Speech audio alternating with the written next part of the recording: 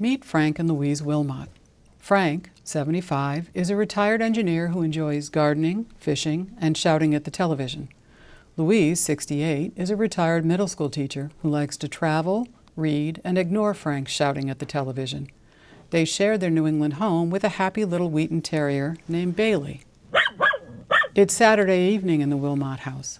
Frank has spent the day cleaning the garage, while Louise took her 21-year-old granddaughter Ashley on a shopping spree that included crop tops, TikTok, complicated iced coffee drinks, and a stop at the new retail cannabis shop in town. So how was your day out with Ash? What the heck are you drinking? I don't even know. We stopped for coffee. She ordered me some kind of salted caramel iced latte with oat milk. Oat milk. Here, try it. Thanks, but I'm good. Where else did you go? Stores selling tiny shirts. We stopped in a dispensary, Frank. You wouldn't believe all the things they put marijuana in these days. Oh, come on. How many kinds of brownies can there be? No, really. There were beverages and gummy bears and vape things and cookies and even fancy chocolates. After dinner, Louise dug the chocolates out of her purse and read the label. Louise had been amazed at the variety of cannabis-infused products on display, not the poorly rolled joints and rough brownies of her college years. Louise had always been more of a gin and tonic kind of gal, but a woman in her book club had recently been talking about gummies she'd gotten to help her sleep. Louise mentioned her own sleep issues to the clerk at the dispensary, and he suggested some THC-infused chocolates. After dinner, Louise dug the chocolates out of her purse and read the label.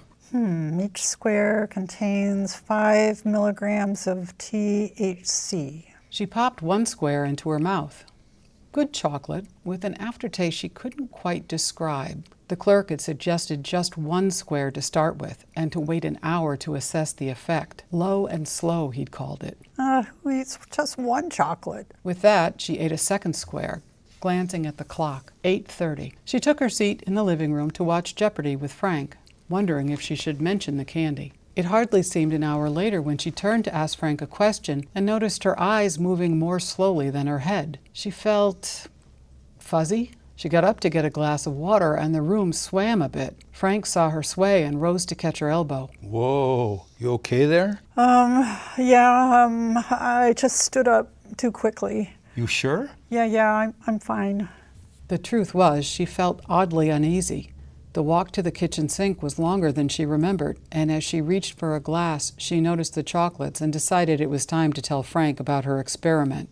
Oh, good Lord, woman. I can't let you out with Ashley again. How are you feeling? I'm not exactly sure. My heart feels like I just ran around the block. My mouth is so dry, and I'm not exactly dizzy. I'm just fuzzy. Did you take your evening meds yet? Should you? No, I don't know. Why shouldn't I? Louise hadn't considered the possibility the chocolates might interact with her regular medications. Well, we could call Dr. Keller and ask about your meds, or Phil at the pharmacy. Well, the pharmacy is closed by now, and I'd be mortified to ask Dr. Keller. By the way, would getting stoned be a problem with any of my prescriptions? Oh, woman, you're 68 years old. You don't need anyone's permission to do anything, but we still need an answer to the medicine question. How about we call poison control? Poison control? Calm down. It's okay. I read an article in the seniors newsletter. They handle stuff like this. Where's the magnet we got at the clinic? A thorough conversation with a specialist in poison information, SPY, at the Northern New England Poison Center put both their minds at ease. He reviewed Louise's medications for possible interactions and evaluated her symptoms, which were typical for the cannabis products she had eaten. He told Frank what to look for that might indicate a more serious reaction and to call back if they had any concerns. The conversation was confidential and gave them both the reassurance they needed.